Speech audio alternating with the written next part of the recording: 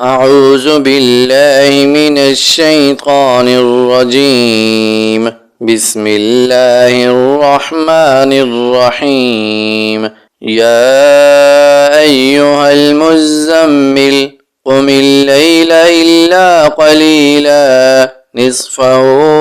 أو انقص منه قليلا أو زد عليه ورتل القرآن ترتيلا إنا سنلقي عليك قولا ثقيلا إن ناشئة الليل هي أشد وطئا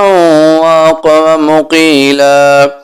إن لك في النهار سبحا طويلا واذكر اسم ربك وتبتل إليه تبتيلا رب المشرق والمغرب لا إله إلا هو فاتخذه وكيلا واصبر على ما يقولون واهجرهم هجرا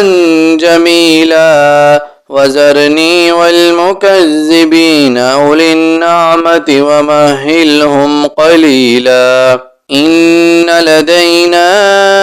أنكالا وجحيما وطعاما ذا غصة وعذابا أليما يوم ترجف الأرض والجبال وكانت الجبال كثيبا مهيلا إنا أرسلنا إليكم رسولا شاهدا عليكم كما أرسلنا إلى فرعون رسولا فعصى فرعون الرسول فأخذناه أخذا وبيلا فكيف تتقون إن كفرتم يوما يجعل الولدان شيبا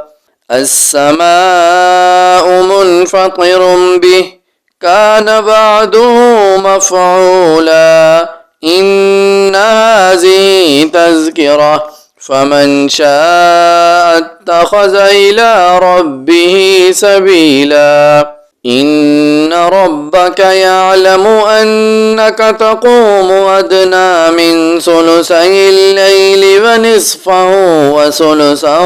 وطائفة من الذين معك والله يقدر الليل والنهار علم أن لن تحصوا فتاب عليكم فاقرؤوا ما تيسر من القرآن علم أن سيكون منكم مرضى وآخرون يضربون في الأرض يبتغون من فضل الله وآخرون يقاتلون في سبيل الله فاقرؤوا ما تيسر منه وأقيموا الصلاة وآتوا الزكاة وأقرضوا الله قرضا حسنا وما تقدموا لأنفسكم من خير تجدوه عند الله وخيرا وأعظم أجرا واستغفروا الله إن الله غفور رحيم.